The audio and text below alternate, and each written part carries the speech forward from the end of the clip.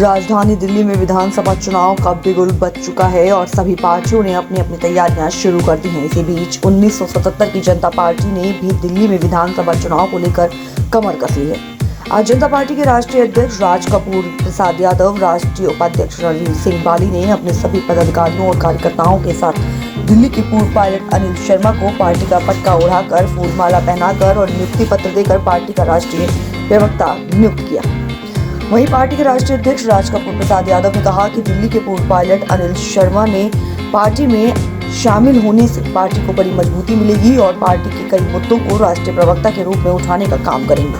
उन्होंने कहा कि हमारी पार्टी दिल्ली में 70 सीटों पर विधानसभा चुनाव लड़ेगी। इसके लिए हमारी एक हफ्ते में बैठक होनी है, जिसमें दिल्ली की सभी छोटी पार्टियां जिनकी जनता पार्टी से विचारधारा मिलेगी, जनता पार्टी उन पार्टियों के साथ गठबंधन करेगी और दिल्ली की मौजूदा झूठी सरकार को उखाड़ फेंकने का काम करेगी। वहीं पार्टी के राष्ट्रीय उपाध्यक्ष रणवीर सिंह बाली ने भी पार्टी में शामिल हुए और राष्ट्रीय प्रवक्ता बनाए गए पूर्व पायलट अनिल शर्मा का स्वागत किया और बड़ी उम्मीद जताते हुए कहा कि हमें भरोसा है अनिल शर्मा दिल्ली के बड़े बड़े मुद्दे उठाकर पार्टी की नीतियों को टीवी चैनलों द्वारा बताकर पार्टी को मजबूत करेंगे।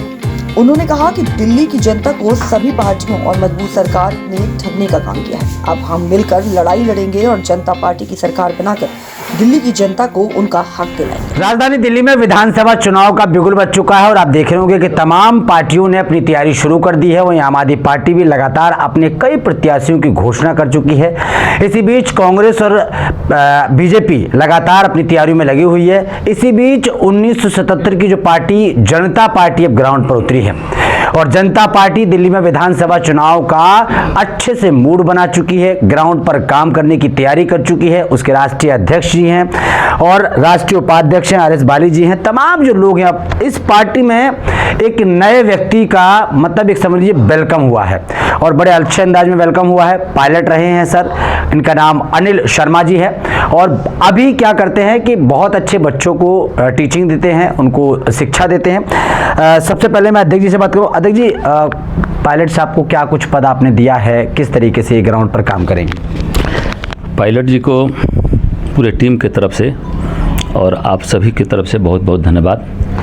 और राष्ट्रीय कार्यकारिणी के विस्तारोपरांत राष्ट्रीय परिषद के अनुशंसा पर राष्ट्रीय कार्यकारिणी के बैठक में सर्वसम्मति से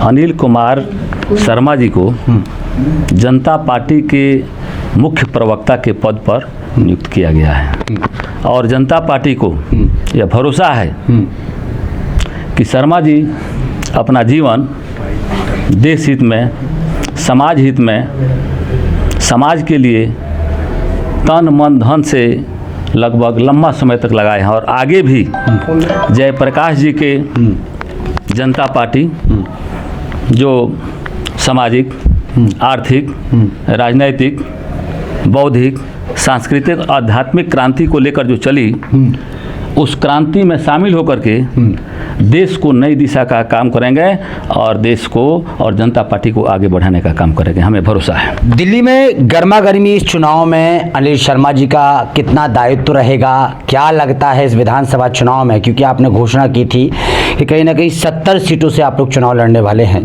तो क्या तैयारी रहेगी जनता पार्टी की? और अनिल शर्मा जो पायलट हैं, जो पार्टी में आए हैं, बहुत अच्छा पद है उनका, पहले से वो अच्छे से रहे हैं, समाज में उनको पूरा दिल्ली जानता है, तो किस तरीके से पार्टी का वो रहेगा? कि जनता पार्टी की एक आगामी बैठक कुछ ही दिनों में होने जा रही है, जिसमें दिल्ली विधानसभा कैसे लड़ा जाए उस पर रणनीति तैयार होगी। उसमें ऐसा लग रहा है कि 5-7 पार्टी का विलय या गठबंधन होने वाला है, उसकी घोषणा की जाएगी। कब तक करेंगे आप? लगभग या उम्मीद लेकर चलिए कि 10-15 दिन के अंदर में। सर, 2 महीने चुनाव को रह गए हैं, पार्टियों ने अपने प्रत्याशियों की घोषणा कर दी है और अभी आपकी बैठक होनी है, चर्चा होनी है, पार्टी कैसे विलय पा पाएगी? बैठक गठबंधन के लिए होनी है, जिसमें अनेकानेक पार्टी जनता पार्टी के साथ मिलकर जनता पार्टी के वैचारिक पृष्ठभूमि को देखते हुए जनता पार्टी के साथ चलना चाहती है। इस पर एक बैठक होनी है और उस बैठक में कुछ पार्टी को शामिल करके, गठबंधन में शामिल करके, आगे की रणनीति तैयार करके 70 के 70 सीटों पर जनता पार्टी के नेतृत्व में हम लोग चुनाव लड़ेंगे। जो पार्टियां जनता पार्टी की उस पर चलेंगी, उनकी विचारधारा को समझेगी, उससे आप लोग गठबंधन करेंगे? बिल्कुल बिल्कुल बिल्कुल, जनता पार्टी के वैचारिक पृष्ठभूमि। सर, क्या कुछ कहेंगे? पायलट साहब का आपने स्वागत किया, अपनी पार्टी में उनको लेटर दिया, राष्ट्रीय प्रवक्ता उनको बनाया है, यानी कि पार्टी की हर मुद्दे की आवाज़ को वो उठाएंगे, लोगों से बहस करेंगे और दिल्ली के मुद्दों पर चर्चा करेंगे। क्या लगता है, कैसे स्वागत करते हैं आप उनका? देखिए, शर्मा जी को राष्ट्रीय प्रवक्ता के पद पर आज बनाया गया है अध्यक्ष जी ने। शर्मा जी अब क्योंकि ये पार्टी जो है काफ़ी देर से किन्हीं कारणों से रुकी हुई थी, अब इस पार्टी को दोबारा खड़ी कर रहे हैं। शर्मा जी जैसे बंदे आ रहे हैं बीच में, तो इस इलेक्शन में कितनी मजबूती मिलेगी अनिल शर्मा जी, क्योंकि पायलट रहे हैं दिल्ली में, कितनी मजबूती मिलेगी पार्टी को इनके आने से, इनके वेलकम करने से? देखो, ये पायलट रहे हैं, पढ़े लिखे हैं, बच्चों को ये ट्रेनिंग देते हैं, पढ़ाते हैं, तो इनकी बहुत हेल्प रहेगी, बहुत इनका वो रहेगा, जनता पार्टी में नाम रहेगा। तो ये मेहनत से काम करेंगे तो काफ़ी इनका फ़ायदा होगा जनता पार्टी को। दिल्ली के मुख्यमंत्री अरविंद केजरीवाल लगातार महिलाओं को लेकर ऐलान कर रहे हैं। उन्होंने प्रत्याशियों की घोषणा कर दी है, महिलाओं के लिए 2100 रुपये की बात कर दी है, पहले 1000 रुपये की बात की थी, वो भी अब चालू करने वाले हैं। ऑटो रिक्शा वालों के लिए भी तैयारी कर रहे हैं। क्या लगता है इन तीनों पार्टियों के बीच में जनता पार्टी का क्या दायित्व रहेगा, किस तरीके से लड़ाई लड़ी जाएगी, खासकर अगर बात की जाए मौजूदा सरकार जो दिल्ली सरकार है उसको लेकर? देखा जाएगा। देखो, बाकी झूठ फरेब तो हमारे से चलेगा नहीं। जैसे पंजाब ने इनका कहा था जी लेडी को देंगे, कुछ नहीं अभी तक हुआ। इसमें कहा था 1000 रुपया दिल्ली में देंगे, अभी तक 1000 तो मिला नहीं, आगे 2100 रुपया बोल दिया इन्होंने। ऐसे काम हमारे से तो होंगे नहीं। हम तो जो कम करेंगे, बेशक थोड़ा बहुत करें, कुछ भी करें, पर जो अच्छा काम होगा बच्चों के लिए, गरीब के लिए, मतलब सच बोल के लड़ाई लड़ेंगे और सच्चाई पर वोट मांगेंगे, सच्चाई पे वोट मांगेंगे। ये झूठ बोल के हमारे से होगा नहीं ना, हमने ऐसा काम करना ही है। शर्मा जी, जनता पार्टी में आप आए, जनता पार्टी में आपको पद मिला, राष्ट्रीय प्रवक्ता आपको बनाया गया है। सबसे पहले तो बहुत बहुत स्वागत है आपका, वेलकम है आपका और बधाई हो आपको। किस तरीके से तैयारी कर रहे हैं, क्योंकि पायलट रहे हैं, बच्चों को शिक्षा देने का काम अभी कर रहे हैं आप, क्योंकि आप पूर्व पायलट रहे हैं। किस तरीके से दिल्ली में क्या देखते हैं, दिल्ली की स्थिति को क्या देखते हैं? दिल्ली में जो मौजूदा सरकार काम कर रही है, फ्री बिजली, फ्री शिक्षा, पानी, तमाम जो मुद्दे हैं उसको लेकर काम कर रही है, नए नए मुद्दे लेके आ रही है, आपका क्या दायित्व रहेगा और राष्ट्रीय लेवल पर कैसे उठाने का काम करेंगे, क्योंकि प्रवक्ता बनाए गए हैं? सबसे पहले जनता पार्टी का जो मुख्य कार्य होगा, हर बच्चे को, हर स्टूडेंट्स को, लड़कियों को संपन्न बनाना है। संपन्न, ये फ्री के जुमले बहुत गलत हैं, इससे सारी जनता खराब हो रही है, बहुत बजट पे फर्क पड़ रहा है। अगर आदमी कैपेबल होगा, अगर आदमी संपन्न होगा तो खुश रहेगा। हमें जनता को एजुकेट करके उनको संपन्न बनाना है। अपने हाथ से काम करके जब आदमी पैसा कमाएगा वो खुश होगा। ये जो जुमले जो चीफ मिनिस्टर छोड़ रहे हैं आम आदमी पार्टी के, बाद में करने में अक्षम पाते हैं अपने को। शर्मा जी, दिल्ली सरकार ये बोलती है लगातार हम इसलिए जीत रहे हैं, हम पंजाब इसलिए जीते क्योंकि दिल्ली मॉडल की बात होती है, दिल्ली की शिक्षा की बात होती है, दिल्ली में फ्री बिजली की बात होती है, दिल्ली में महिलाओं को बस फ्री की बात होती है, और आप कह रहे हैं कि फ्री की लॉलीपॉप, उसी से ही जनता जिता रही है ना। और इस बार भी उन्होंने कहा है कि 2100 रुपये देंगे हर महिला को, और 1000 रुपये जो लोकसभा चुनाव में शुरुआत की थी उसकी भी ऐलान कर दिया है। बड़ा तोहफा दिया जा रहा है दिल्ली सरकार की तरफ से। कैसे लड़ाई लड़ी जाएगी? आप राष्ट्रीय प्रवक्ता बने हैं, ऐलान तो उन्होंने कर दिया, लेकिन आपको नहीं पता 8000 करोड़ रुपए का प्रॉब्लम आ गई है। ब्यूरोक्रेट्स ने बोल दिया कहां से फंड आएगा, कैसे दिया जाएगा। बोलना और करने में बहुत फर्क है, करनी कथनी में बहुत फर्क है। इसने 3 व्हीलर वालों का क्या हाल किया? 3 व्हीलर वालों को 10 साल तक कुछ नहीं मिला, वो सब अगेंस्ट हो गए, अब उनको दोबारा बुलाया जा रहा है। आप दिल्ली की शिक्षा की बातें करते हैं, मैं मनीष सिसोदिया को मिला जाके, मैंने कहा ये बताइए आपने सुधार किया शिक्षा में? सरकारी स्कूल का एक आदमी पायलट बना, एक लड़की पायलट बनी, तब मैं कहूँ शिक्षा में सुधार हुआ है। ये चीजें देखने वाली हैं। आज 12000 पायलट हैं, सबसे कम पायलट्स हैं सरकारी स्कूल से। कोई पायलट मुझे दिखाइए, और मैं बता रहा हूं जनता पार्टी ज्वाइन करने के बाद अगर पायलट ना बने तो मैं अपना पद छोड़ दूंगा, पायलट मैं बनाऊंगा, मैं बनाऊंगा। 1977 की जो पार्टी है उसने जन्म लिया है, अब दोबारा से खड़ी हुई है और विधानसभा का चुनाव दिल्ली में लड़ रही है। लोकसभा चुनाव भी लड़ा था, 1-2 सीट खड़ी किए थे। सवाल ये खड़ा हो रहा है कि पहला सवाल तो ये है कि आप भारतीय जनता पार्टी इतनी बड़ी पार्टी है, आम आदमी पार्टी है, कांग्रेस है, इन सबको छोड़कर आपको जनता पार्टी मतलब किस तरीके से समझ में आई, क्या लगता है? जनता पार्टी अपने आइडियोलॉजी पे काम करेगी। जयप्रकाश नारायण जब निकले थे, क्रांति पे निकले थे, उनके पास एक भी आदमी नहीं था और उन्होंने कांग्रेस को जो पावरफुल थी इंदिरा गांधी को, उसको टक्कर दी और हराया और यहाँ राज किया। तो ये समय होता है, ऐसे नहीं सोचना चाहिए कि वो क्रांति बनके दिल्ली में खड़ी हुई। तो इसलिए आप अपना मुद्दा उठाओ, अपना काम करो, पब्लिक आपके पास अपने आप आएगी। आपकी नियत और करने साफ होनी चाहिए। दिल्ली की जनता के लिए मुद्दे क्या हैं जनता पार्टी के पास, किन मुद्दों पे चुनाव लड़ेगी? क्योंकि जिन मुद्दों पे आप बात करेंगे, शिक्षा फ्री की बात आम आदमी पार्टी कर रही है, स्वास्थ्य की बात आम आदमी पार्टी और बीजेपी कर रही है, कांग्रेस भी इसी मुद्दे को उठा रही है।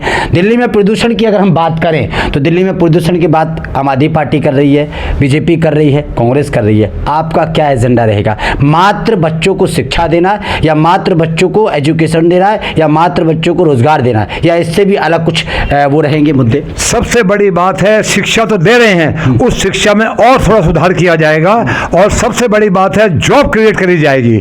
आज स्टूडेंट दिशाहीन है, उन्हें नहीं पता क्या करना है, इंडस्ट्री हमारी नहीं चल रही है, हमें बच्चों को रोजगार देना है। सबसे बड़ी बात है आज जो शिक्षा है वो खाली सुनने की और देखने की है। शिक्षा होनी चाहिए जो हाथ से काम करना सिखाए, अपने आप को सक्षम बनाए और आदमी को आगे बढ़ाए। वो शिक्षा होनी चाहिए जो प्रैक्टिकल शिक्षा हो, हाथ से काम करने वाली शिक्षा हो। हम उस पर जोर देंगे।